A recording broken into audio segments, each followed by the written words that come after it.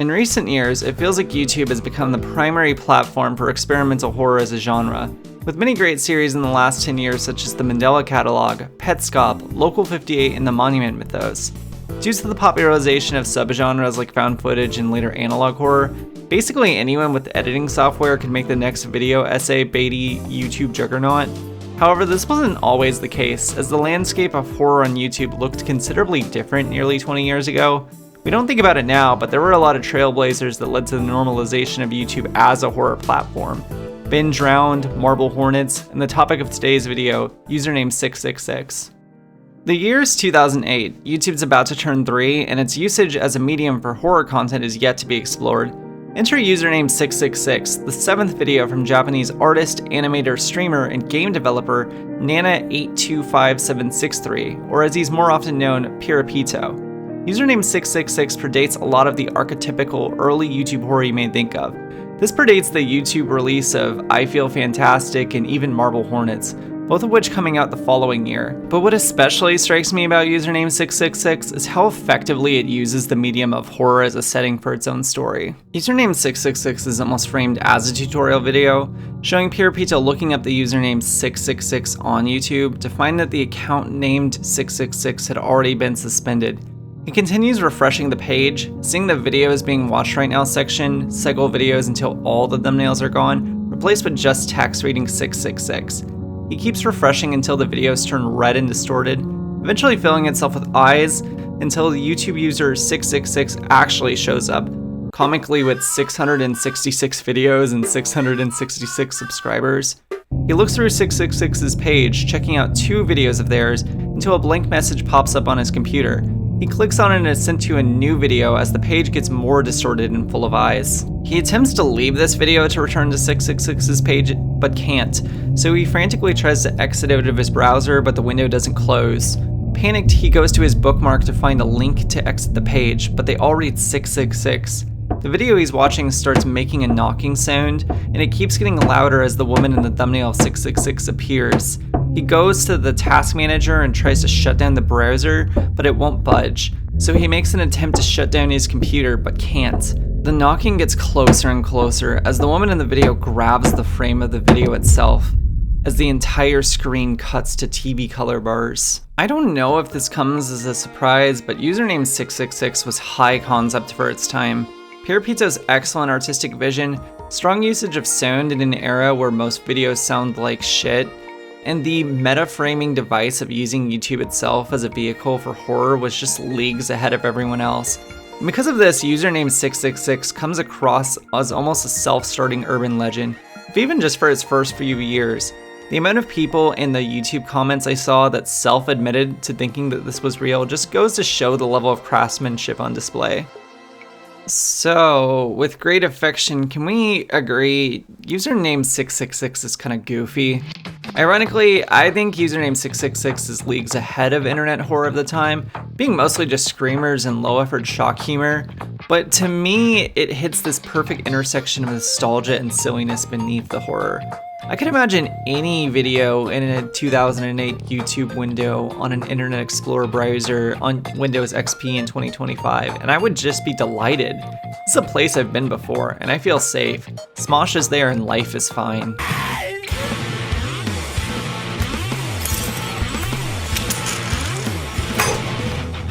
And to be honest, even the video Username666 feels nostalgic to me. I first saw this video when I was in middle school, and before I even made my last video, I'd seen Username666 probably 15 times. It just keeps getting brought up whenever anyone mentions early YouTube horror. This is aged like milk from a horror perspective, and like wine from an internet curiosity perspective. But with a modern horror lens, it's hard not to question the effectiveness of plastering 666 everywhere. It's honestly the most amateurish aspect of an otherwise genuinely decently strong artistic vision. Satanic images or references feels like it scares more of a deeply ingrained, pearl-clutching Judeo-Christian crowd, rather than a forward-thinking audience that would also be into the artistry Piropito displays. And I get the feeling he feels largely the same, with his added comedic subtitles to a video with no dialogue, with legendary phrases such as, "Thanos must have snapped away the thumbnails," and my personal favorite, Uh-oh, it killed my office computer. How do I explain that to my boss? Even though the subtitles were added many years later, it got me thinking, this early adept of YouTube horror who dabbled in comedic absurdism, what kind of person is he, and what can I glean from his art? Before we look at some of Piropito's work, let's take a look at Username666's contemporaries so you can see what all we had at the time of the release in the realm of popular YouTube horror. The first big wave of YouTube horror was marked by screamer videos. In the current era of quote-unquote elevated horror in theaters and analog horror on the internet being the dominant movements in the genre currently, cheap jump scares might seem so blasé now, but at the time they were dime a dozen. Look closely at this image, turn up your volume, and you'll see and hear something really cool. And then a still frame of Regan from The Exorcist or Sadako from The Ring yells at you, giving you heart problems for the rest of your life. Let's be real, these were cheap and lazy and everyone knew it, yet they always managed to get shared around to the point that they were always on the front page of pre-algorithm YouTube.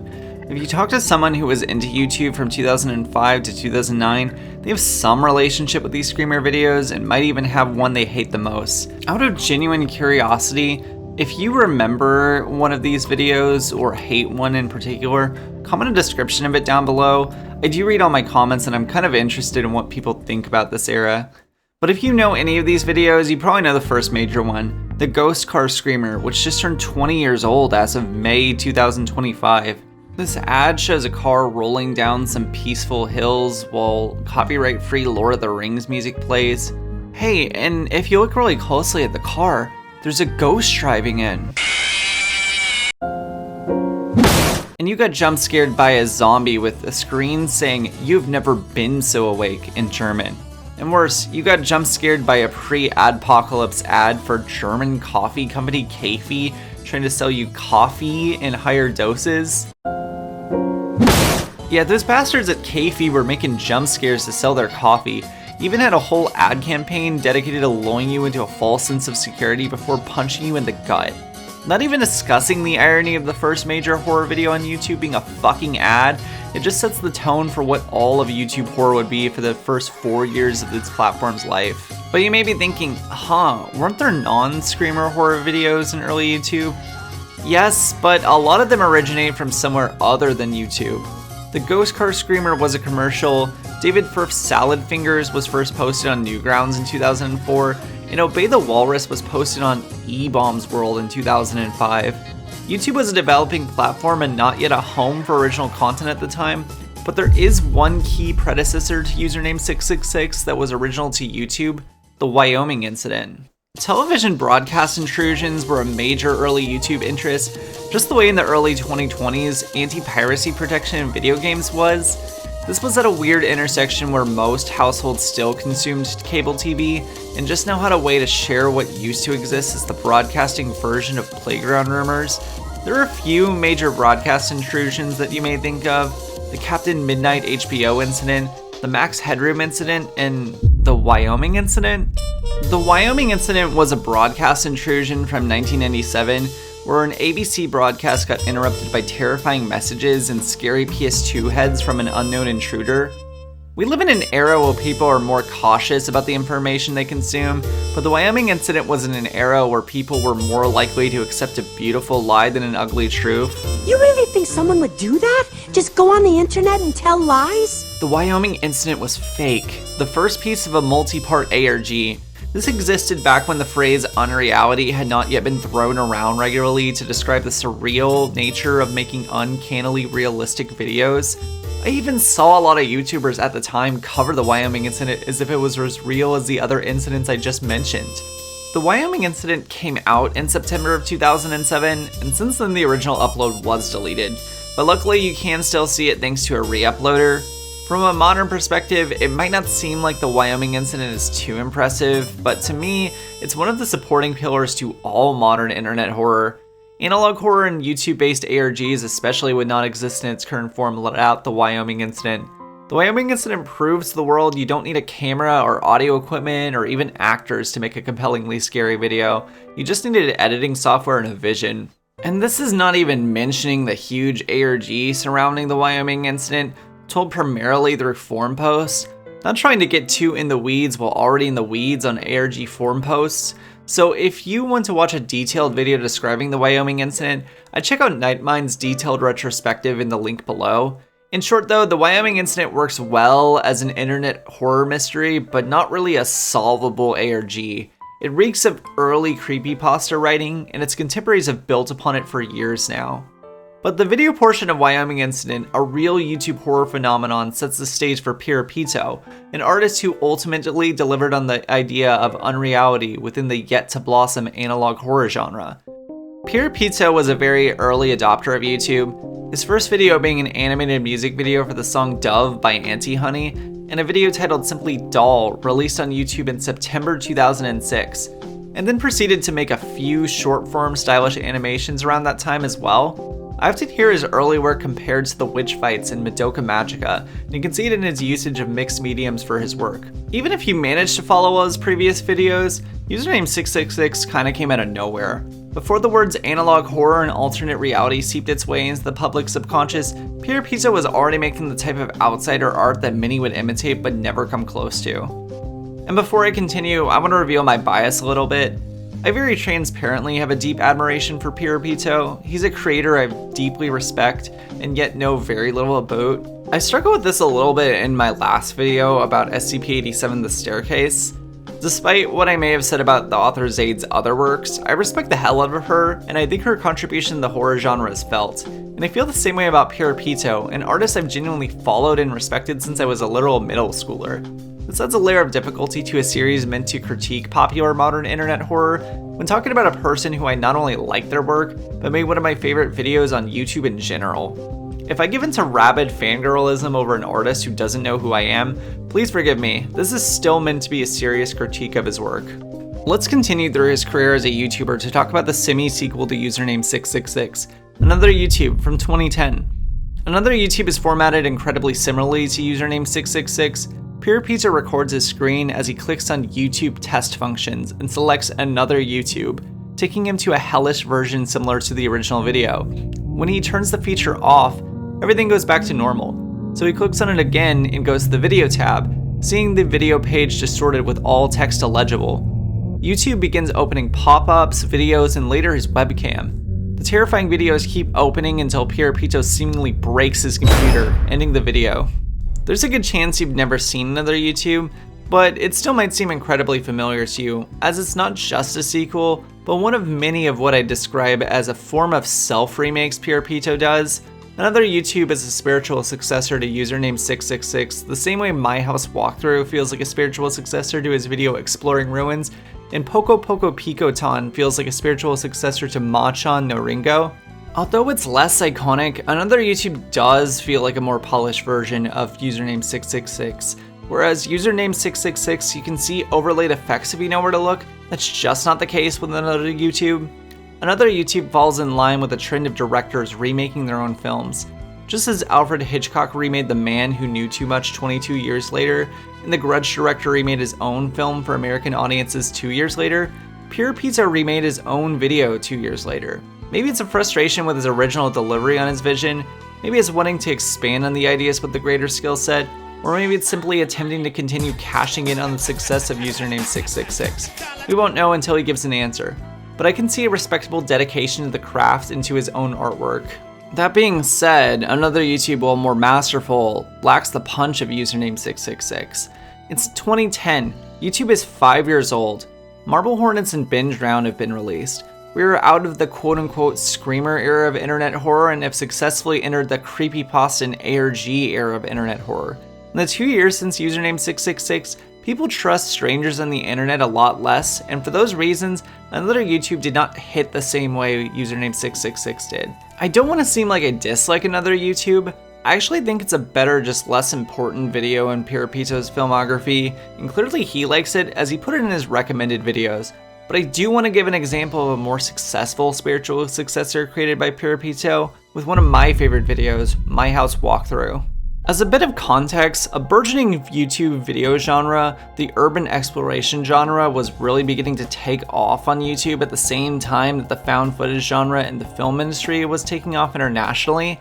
This is worthy of a topic of its own, but urban exploration before it was a big number driver on YouTube was really interesting. It was mostly hobbyists trying to get into local places and show their findings, and not high-stakes operations that gave millions of views. You'll find that same vibe in Exploring Ruins, which was at the time a big departure from Piropito's previous works. Gone are the days of his expertly crafted animations and proto-analog horror vibes, and adapting something closer to the found footage genre. The history of Japanese found footage film compared to American found footage film is very different. By the time Exploring Ruins came out in 2009, the two biggest examples of found footage horror stateside were 1999's The Blair Witch Project and 2007's Paranormal Activity. In contrast, in Japan, there was a huge wave of found footage films in the 90s and early 2000s, thanks to the rise of V cinema. After the pop of Japan's economic bubble in the early 90s, film studios moved away from making big-budget films for theater and started investing in smaller-scaled films direct-to-video called V cinema. V cinema also came with less creative restrictions, meaning more graphic content could be made. And because of this, a huge boom of direct-to-video horror films flooded local video stores. Eventually, as Japan's economy healed, many former V cinema movie directors went on to make fantastic mainstream, theatrically released horror films like Hideo Nakata's Ring in 1998 and Kiyoshi Kurosawa's Pulse in 2001, while many others stayed in obscurity, continuing to make smaller-scale films, if they made films at all. If you're familiar with V cinema, you may recognize some well-known series like Honto ni Atta, Noroi no Video, or more directly in English, Actually Happened, Cursed Video. They were making YouTube clickbait titles years before YouTube even existed. Maybe I should name this video something like Actually Happened, Famed Horror YouTuber Became Minecraft Streamer, but I'm getting ahead of myself. If it says anything about how prolific the Honto ni Atta series became, in 2023, we got the release of Honto ni Atta 100. The point is, found footage was way bigger in Japan. Not only do you have series like Honto ni Atta, you also have series like Tokyo Videos of Horror, the Psychic Garenban series, and one of my favorite films ever, Koji Shirashi's 2005 horror masterpiece, Noroi, The Curse. Noroi means curse, by the way, so the English title is literally Curse. The Curse. I love Noroi, The Curse. What did you just say? Noroi, Curse. Bro, That is all to say, Piropito's 2009 video Exploring Ruins really feels like it touches on this intersection between found footage films from V cinema and urban exploration videos that were popular at the time on YouTube. Present day, we live in a time where combining urban exploration videos with found footage comes out all the time, like Kane Pixels' Backroom VHS in The Oldest Place.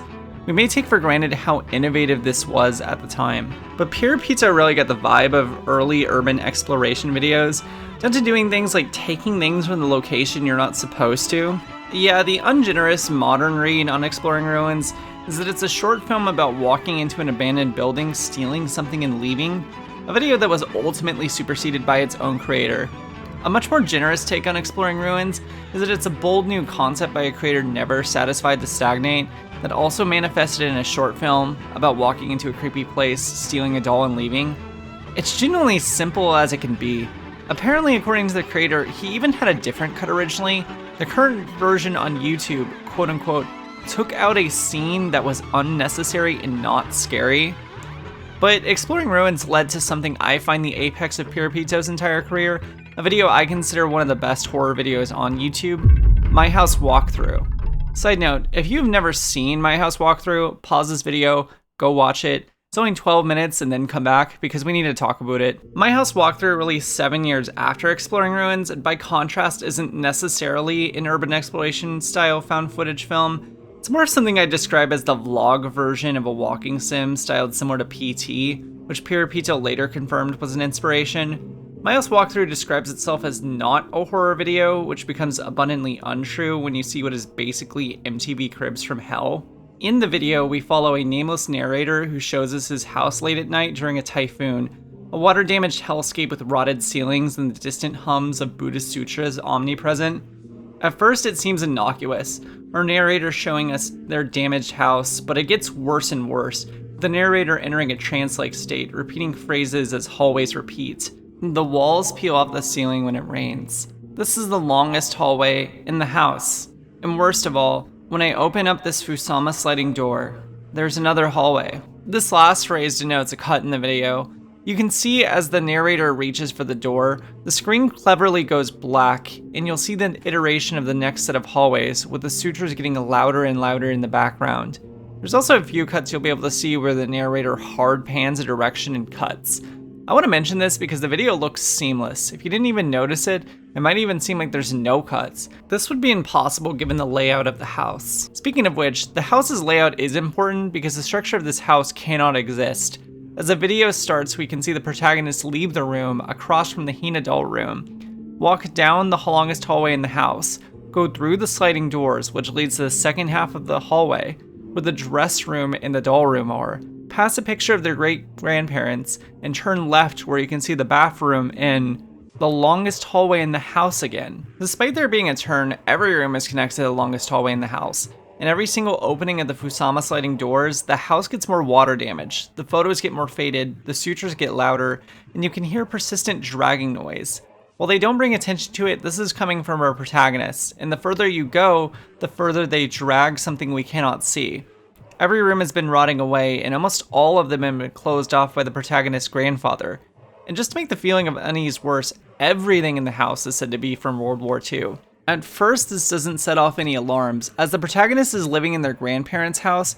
A young Japanese person in 2016 might have grandparents that grew up in the tail end of World War II, and great-grandparents who fought in it. But as you analyze the rot left behind, you start noticing a pattern, which becomes incredibly obvious when the protagonist enters their grandmother's room, looks around casually and sees the corpse of their grandmother, and later enters the bathroom and sees the corpse of their grandfather.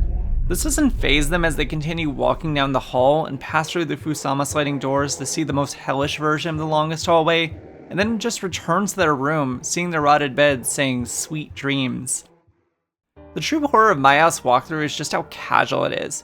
This is this person's life. There's no one true explanation of My House walkthrough, but if I had to bite, the video's narrator is dead. From the dilapidation of the house to the death of their grandparents to the dragging sound, I'd imagine the narrator is a ghost who died in a typhoon, forced to wander a hallway in their home forever. This would track with the state of the house and all the rooms being closed. The grandfather is kneeled in the bathroom and the grandmother's body is in the bed, almost like they were still going about their everyday lives. If you let me swing for the fences for a moment, I also think there's a possible Buddhist read on this video, almost as hinted by the sutras playing from the radio, but it might be a little bit more abstract than consciously chosen. Piropito's videos are often light on story, and the story they do tell are reminiscent of their V-cinema influences. I don't think it's consistent with the read that the narrator might be a ghost, but the way they speak is similar to mantras, repetitions of phrases as an aid to meditation. You see the narrator walk the same hall over and over again, but the path in this video technically makes a perfect square, similar to a mandala, a geometric shape consisting of multiple circles. This is most common in Vajrayana Buddhism, which in Japan eventually created the Shingon school of Buddhism, an incredibly fascinating topic intertwined with the history of Japan that I'd recommend looking into yourself. Believe me, I'd love to get into this, but I'm on a tangent of a tangent. I cannot be trusted with this power. The important part about my read is that the Shingon school primarily has two mandalas. The mandala of the womb realm, which is the Buddha providing knowledge and enlightenment for all, like a mother providing for her child in the womb. And the mandala of the Vajra, which showcases the value of knowledge and how it leads you on the path to Buddhism. Without getting too in the weeds about Buddhist cosmology, just understand our narrator is on a continuous cycle, just as all of our cycles are within samsara. The narrator is seeing but not awakened to their own situation, and only with meditation, they can see the truth that is obvious to us. A portion of this video description reads, "Out of me, it's not a horror. I just took a picture of myself. And to me, you can understand. This is it. This is Piropito's defining statement in the YouTube horror space. I obviously have a strong adoration for My House walkthrough, and Piropito clearly seems to feel like it's his own best work, as not only does it autoplay on his channel, it's his first video in his recommended videos, and he made 5 additional videos on the state of the house from My House walkthrough. All of which are fascinating videos, but if you're gonna watch any, at least make sure you watch the making of My House walkthrough, which showcases the creation of the set, also explaining that Piropito filmed each hallway as it gradually descended further and further into a hellish landscape. It also explains a lot of the cool rotting effects, and you'd be surprised how much of it is just paper mache. This video about a video rules for a lot of reasons, but I'd recommend watching it immediately after My House walkthrough, just for the jarring tone switch and hearing the music.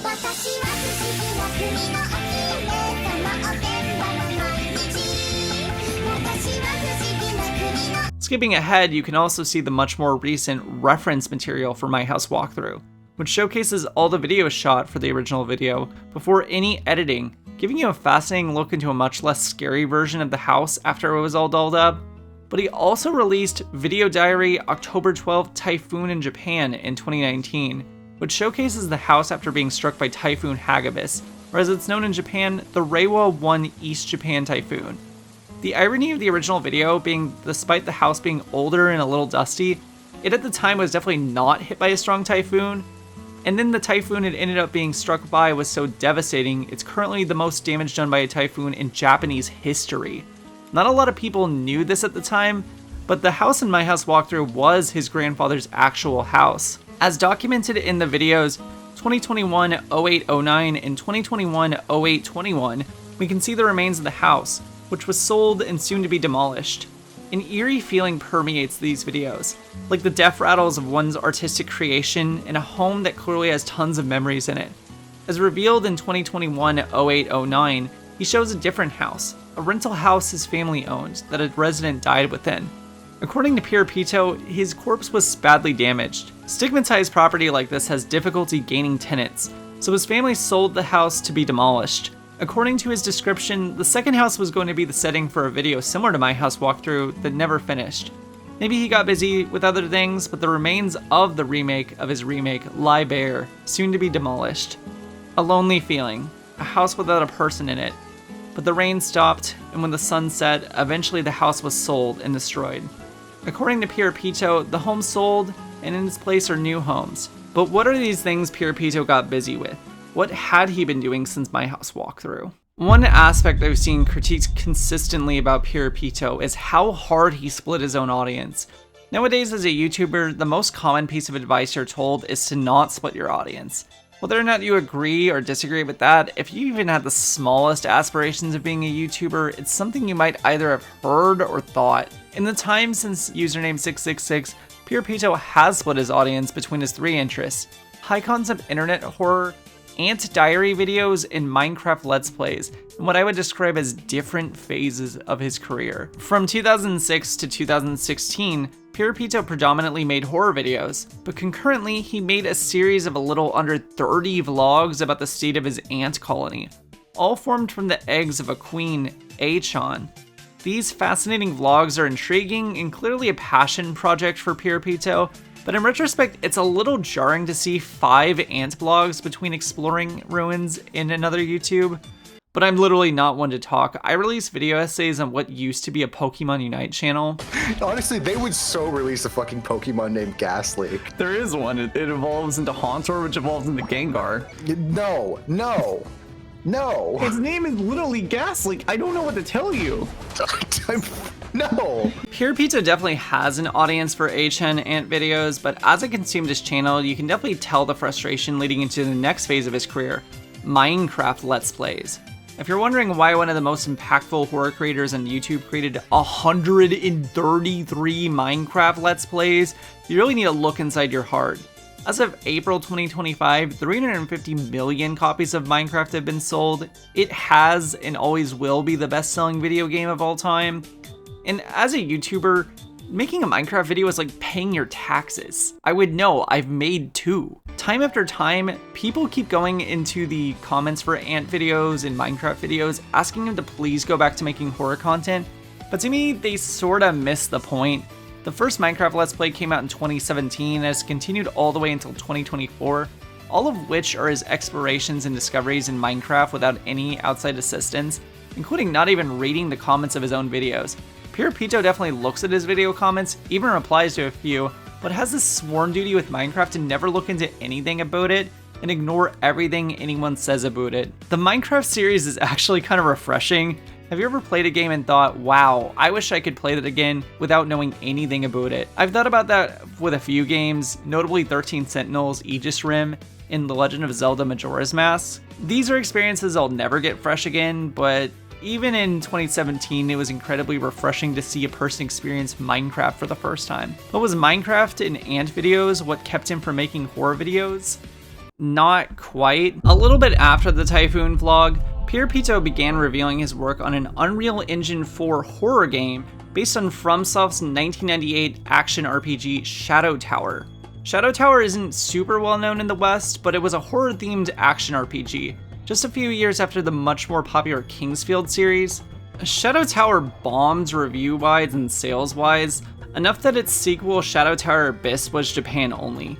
Shadow Tower is an incredibly fascinating game, but in a modern lens, it's best known as one of FromSoft's formative games on its way to Demon's Souls and later Dark Souls. Specifically, Piropito mentions this new game not being similar to PT, Silent Hill, or Fatal Frame, some games that seem like influences on Piropito's other works.